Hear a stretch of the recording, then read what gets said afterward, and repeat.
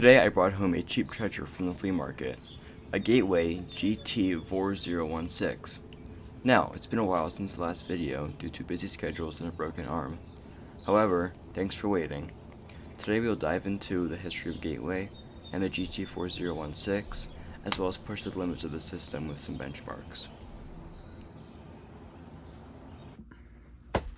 So, here is a Gateway GT4016.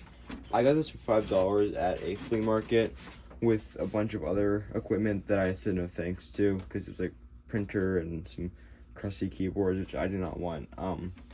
So I've always wanted to check out some Gateway computers.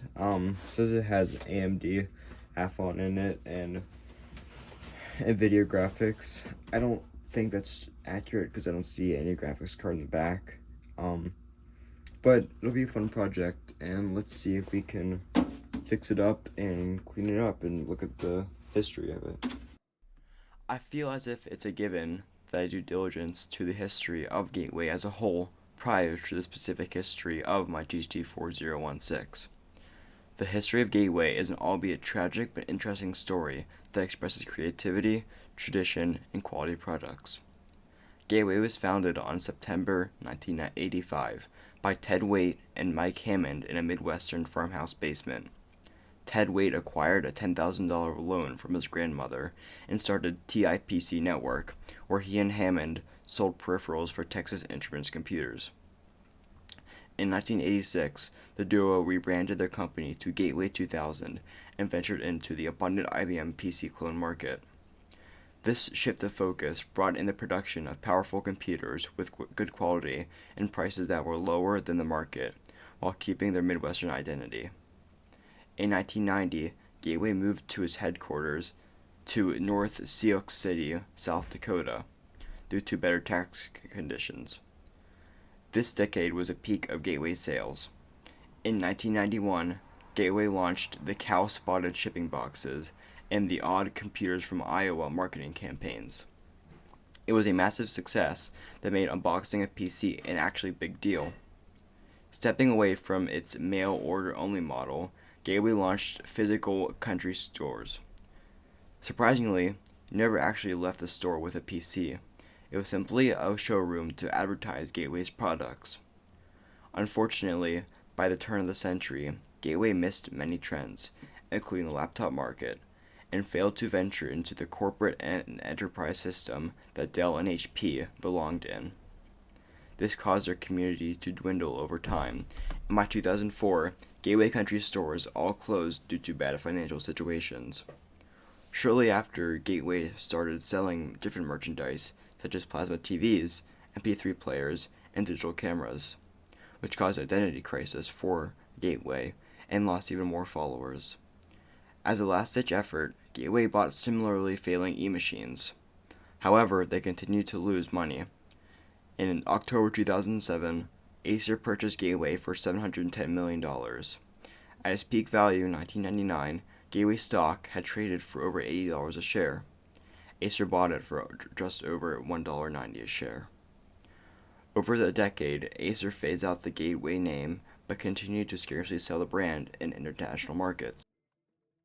In the late 2000s and 2010s, you could even see remnants of the Gateway style in Acer desktops. In a surprise revival in 2020, Acer licensed the Gateway trademark to Walmart and resurrected the classic cow-spotted branding. Gateway exists as a budget line of laptops and tablets sold through Walmart. So, as you can tell, I'm having trouble getting this back on. I have no idea how to put that on. It's really confusing. But, so before we dig into this any further, we're going to power this on and see if we can get a post. No, plugging in this might help. That is loud, okay. That is very loud. Okay, well, we have a post. That's really promising, considering power supply still works, contrary to the e-machine computer. The Gateway GT4016 was your run-of-the-mill media center desktop computer that was released from around 2005 to 2006. It was marketed as a budget-friendly, all-in-one digital entertainment hub for families, students, and home offices. At this time, Microsoft was pushing the Windows XP Media Center edition. They were trying to bridge the gap between traditional PCs and living room televisions. The Gateway computer utilized a micro BTX form factor. This was designed by Intel, but of course used with some of AMD's systems. This was designed to reduce noise and improve cooling. The BTX form factor was mostly a response to Intel's abysmal Pentium 4 performance, because the Pentium 4 was hot and inefficient. The Gateway GT4016 boasted the common digital media managers that had various USB slots, SD card slots, and compact flash slots, so that you could upload all of your media from cameras and other equipment. By today's standards, the GT4016 could be considered a dinosaur. However, back then, and in the eyes of retro computing enthusiasts, this is actually a goldmine, because it has the rare BTX form factor. It is sought out for sleeper builds due to its large size, its aesthetic appeal, and its place in history. The BTX motherboard makes the layout kind of a puzzle when reassembling or fixing a computer. Now that the history is out of the way, it's time to cover the specifications of the system. The core hardware of the system is an AMD Athlon 64 3700 Plus. This is a single-core processor clocked at 2.2 GHz. It has 1 MB of L2 cache. It was notable for featuring 64-bit processing support and preparing users for the eventual transition away from 32-bit computing. Its motherboard chipset was the NVIDIA C51G. It came with 1 GB of PC3200 DDR1 SDRAM. It was configured as 2 by 512 MB to run in dual-channel mode. It featured 4 total slots that could be configured to a maximum of 4 GB. For the graphics, it had integrated NVIDIA GeForce 6100, and it shared up to 128 GB of system memory. As for storage, it boasted a 200 GB SATA hard drive with 2 MB of cache and a 16x DVD rewritable multi-format drive. The front panel I/O had 2 USB 2.0 ports, 2 FireWire ports, headphone and microphone jacks, compact flash Type 1 and Type 2, micro drive, memory stick Pro, smart media, XD picture card, and SD card slots.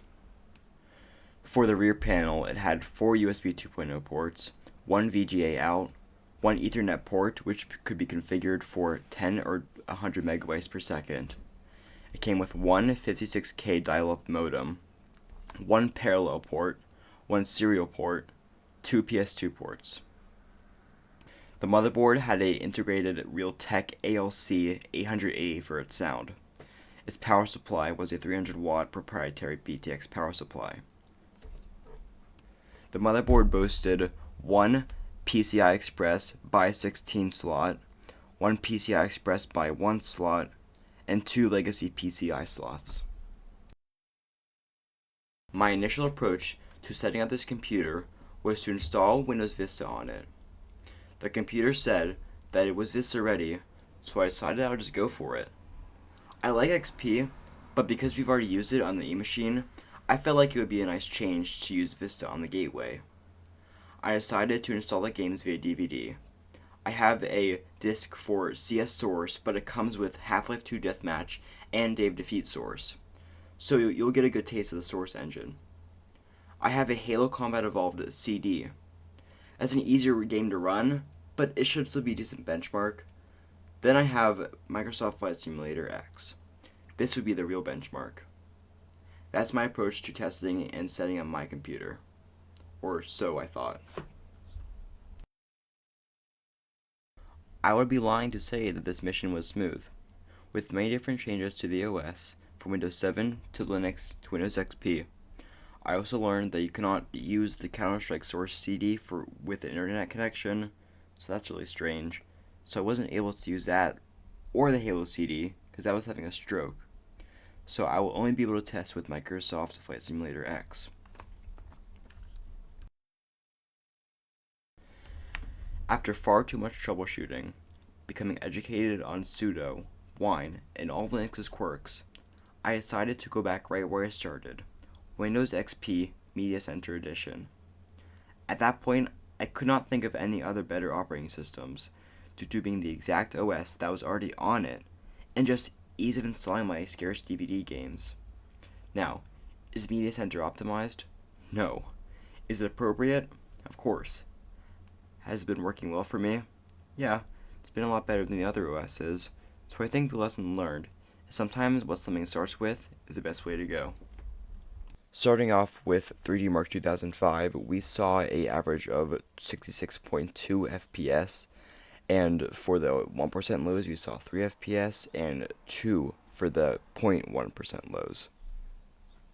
Now we can clearly see that the GPU was being bottlenecked by the CPU, which it wasn't too bad of a bottleneck because the CPU was spiked at 100%, but the GPU was around 70%, which makes sense because it was a workstation graphics card, the Quadro FX 580, so that makes sense, but honestly, not too bad of performance. Next we have Microsoft Flight Simulator X, where we saw an average of 13.2 FPS. The 1% lows were 0.3 FPS, and the 0.01% lows were also 0.3 FPS. Now, we were heavily bottlenecked by the CPU in here. We were at some parts where the GPU was at like 50% and the CPU was at 100%, and that's definitely due to simulating like the trees and the, I don't know, but we were definitely held back by the CPU. I mean, that makes sense because the GPU was from 2008. For the Cinebench 2003 graphics render, which I didn't know existed, we saw an average of 12 FPS, the 1% lows were 5 FPS, and the 0.1% lows were 3 FPS.